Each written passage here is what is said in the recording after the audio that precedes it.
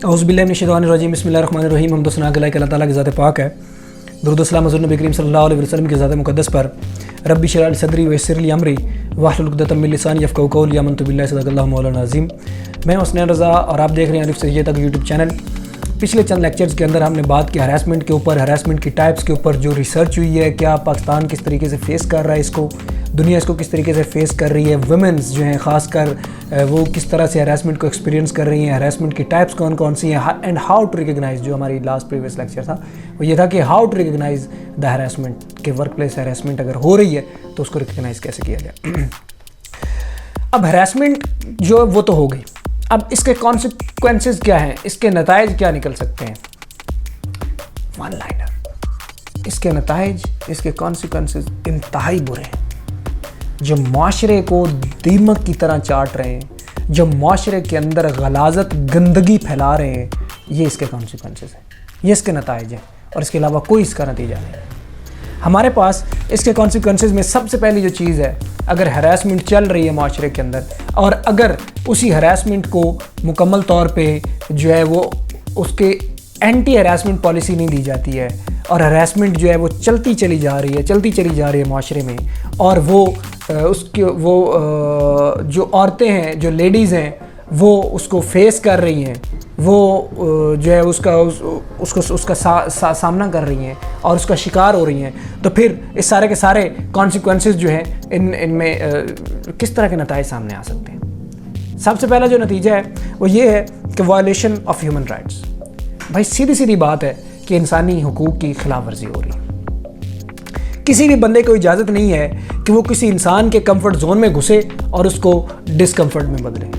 किसी भी इंसान के ऊपर ये चीज़ नहीं है वो किसी दूसरे इंसान के इमोशंस के साथ खेले, उसके जिस्म के साथ खेले और उसको अनवांटेड लेवल पे जाके टच करे। ठीक है, ये किसी भी इंसान को इजाज़त नहीं है। ये इंसान की आज़ादी के ख़िलाफ़ है। जो ह्यूमन राइट्स, इंसानी हुकूक की बुनियाद पर इंसान को आज़ादी मिलती है, ये उसके ख़िलाफ़ है, ये उसके ख़िलाफ़ है। और ये क्या है? ये ह्यूमन राइट्स वायलेशन है, ये इंसानी हुकूक की खिलाफ वर्जी है।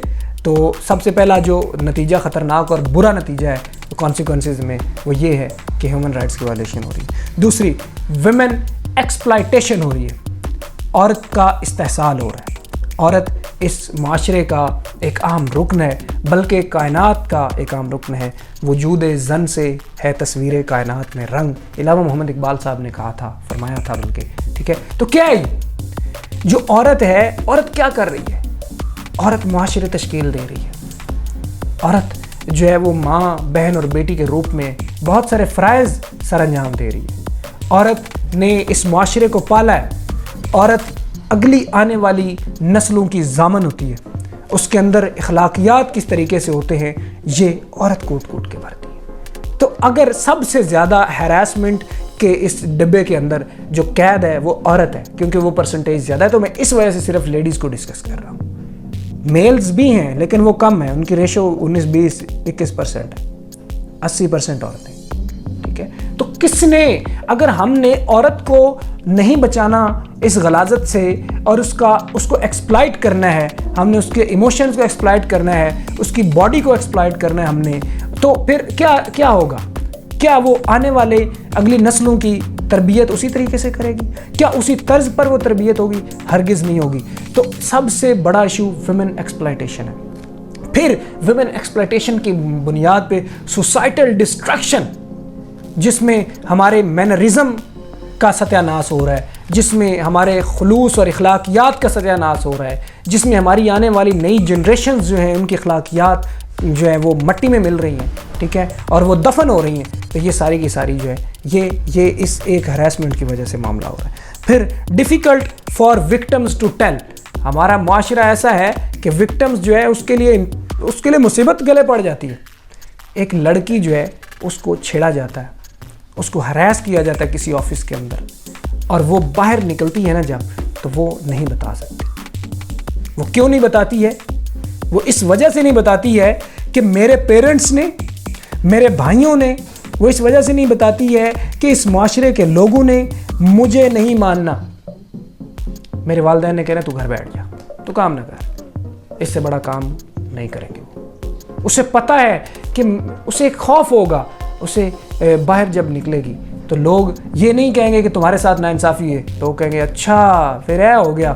لوگ اس کے کردار کو نیگیٹو وے میں پورٹرے کرنا شروع کر دیتے ہیں. اس کے کردار جو اس کے اوپر غلاظت کے اور دھبے اور غلط کوٹیشنز کے دھبے لگانا شروع کر دیتے ہیں. تو یہ جو چیز ہے وہ ڈرتی ہے، اور پھر اسے جو ہیریسرز ہوتے ہیں وہ دھمکی لگاتے ہیں کس چیز کی؟ مرڈر کی، مار دیا جائے گا. ٹھیک ہے، تو وہ اس خوف اور اس ڈر سے سائیکلوجیکل پریشر کی بنیاد پہ وہ نہیں بتا پاتی. یہ اس کے کانسیکوینسز نکلتے ہیں.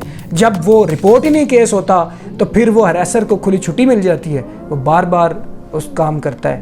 یہ کانسیکوینسز ہیں، یہ نتائج ہیں. اور وہ عورت بار بار استعمال ہوتی ہے. ایک آفس میں ایک عورت کو یوں اس کا استعمال کر لیا جائے اور وہ بتائے بھی نہ اس خوف اور ڈر سے، تو پھر وہ جب چاہے گی وہ ہریسر جب چاہے گا وہ اس کو استعمال کرے گا اپنے مقصد کے لیے، اپنے فائدے کے لیے. جب چاہے گا، جہاں چاہے گا اور جیسے چاہے گا استعمال کرے گا. ٹھیک ہے.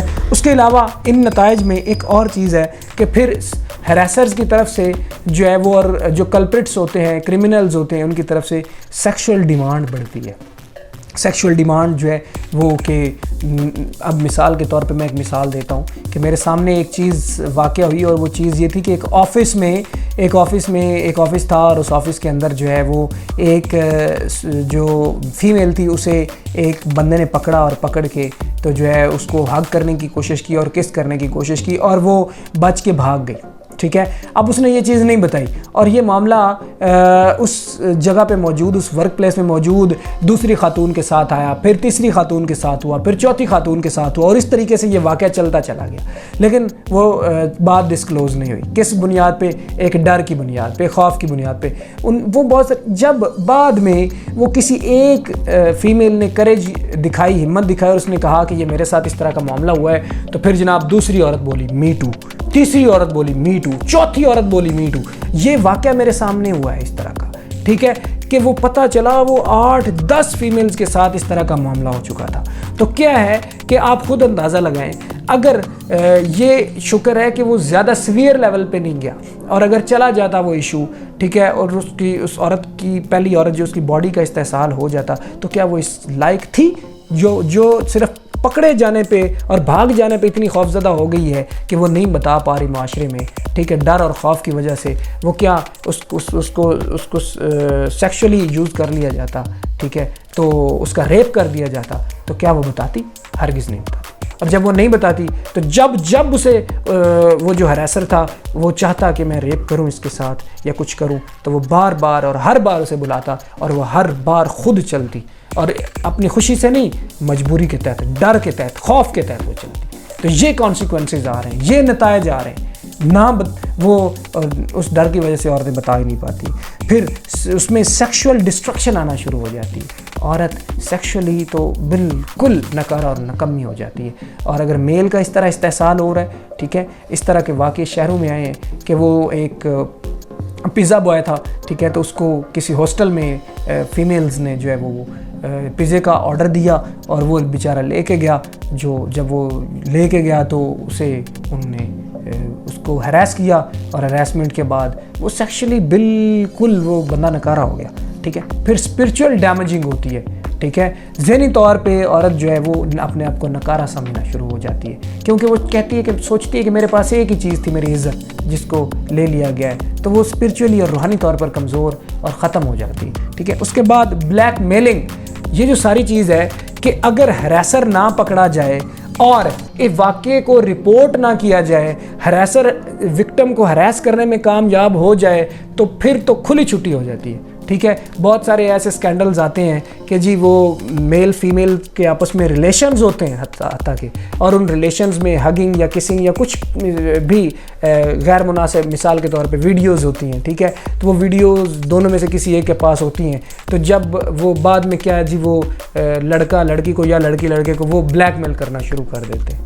ٹھیک ہے، اور جی یہ کام کرو ورنہ میں لیک آؤٹ کر دوں گا، یہ کام کرو ورنہ میں لیک آؤٹ کر دوں گی.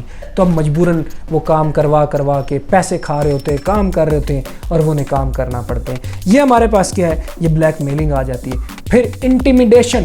دھمکیاں دی جاتی ہیں. اگر تم نے دوبارہ میری بات نہ مانی, اب میں ہراس کرنا چاہتا ہوں یا میں ہراس کرنا چاہتی ہوں, اگر تم نے دوبارہ میری بات نہ مانی تو کیا ہو جائے گا, یہ جو انٹیمیڈیشنز ہیں یہ it leads to murders and suicide. بہت سارے قتل اس واقعات کی وجہ سے ہو جاتے ہیں, ٹھیک ہے, اور بہت سارے سوسائڈ ہو جاتے ہیں. یہ ہراسمنٹ کی بنیاد پہ ہو جاتے ہیں, ٹھیک ہے.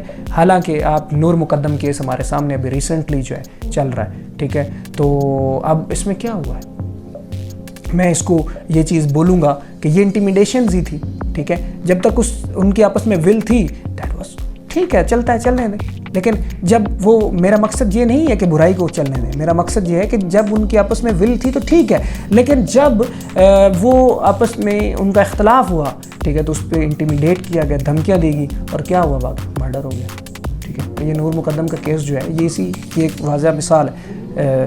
پھر اٹ لیڈز ٹو سوسائڈ. بہت ساری لیڈیز جو ہیں وہ اپنا سوسائڈ کر لیتی, خودکشی کر لیتی عزت کی خاطر, ٹھیک ہے, کہ یہ چیز پبلش ہو گئی ہے اور پبلک میں یہ چیز پھیل گئی ہے اور میرا تو اب میرے کریکٹر کا تو ستیہ ناش ہو گیا, تو وہ بیچارے وہ اپنی دنیا چھوڑ جاتے ہیں. ہراسمنٹ کا کانسیکوینسز, نتائج, ٹھیک ہے. پھر انکریجمنٹ آف کلپریٹس, ٹھیک ہے. ہراسمنٹ کے کیسز رپورٹ نہیں ہوئے, کلپریٹس پکڑے نہیں گئے, انہیں پھر شے ملتی ہے, بھائی ٹینشن ہی نہیں ہے, کرتے چلے جاؤ, کرتے چلے جاؤ, ہراس کرتے چلے جاتے ہیں اور لوگ استعمال ہوتے رہتے ہیں اور ان کو کھلی چھوٹ ہوتی ہے. پھر کمپنسیشن آف ہراسرز فرام کورٹس. ہمارا قانون اس طرح کا نہیں ہے, ٹھیک ہے. ہم نے قانون کو, لا اینڈ آرڈر کو مینٹین نہیں کیا ہوا بھائی, جس کی بنیاد پہ کہ جی کلپریٹ جو ہے وہ اور مجرم کرمنل جو ہے وہ پکڑا جائے گا اور پکڑ کے اس کو جیل بھی ہوگی, سزا بھی ہوگی اور مثال بھی بنے گا. ایسا معاملہ ہی نہیں ہے.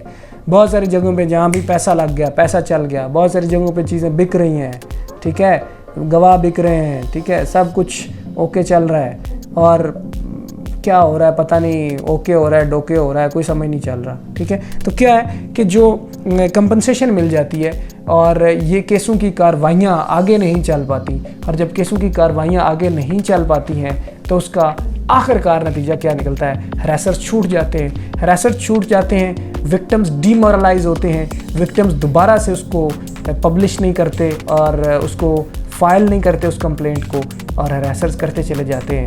اور ایک طرف یوں جو وکٹمز ہیں وہ چپ سے چپ ہوتے چلے جا رہے ہیں اور ہراسر جو ہیں وہ کھلے, ان کو چھٹی سے چھٹی ملتی چلی جا رہی ہے. تو ہمیں کیا ہے, یہ ایک جو کورٹس اور ہمارا عدلیہ کا نظام ہے, اس کی یہ بھی ایک وجہ ہے, یہ بھی ایک معاملہ ہے, ٹھیک ہے. تو یہ ہمارے پاس کانسیکوینسز اور نتیجے, اور میں تو مختصر یہ کہوں گا کہ ہراسمنٹ کا ایک ہی کانسیکوینس ہے کہ معاشرے کی تباہی, اینڈ دیٹس اٹ, ٹھیک ہے. میرا خیال ہے کانسیکوینسز میں بات کافی ہو گئی ہے. انشاءاللہ جو لاسٹ ہم سلیوشنز کی طرف جائیں گے. اب حل کیا ہے بھائی, مسئلہ تو چیز ہے کہ اصل چیز ہے حل کیا ہے, کیا کیا جائے, وکٹمز کو کیا کرنا چاہیے, گورنمنٹ کو کیا کرنا چاہیے, آرگنائزیشنز یا انسٹیٹیوشنز کو کیا کرنا چاہیے, ٹھیک ہے. اس کے اوپر ہم اگلے لیکچر میں بات کریں گے. ابھی جو ہے وہ حسنین رضا کو اجازت دیجیے, اور اپنا بہت سا خیال رکھیے, اپنے اس چینل کا بھی بہت سا خیال رکھیے, سبسکرائب کیجیے. اللہ حافظ.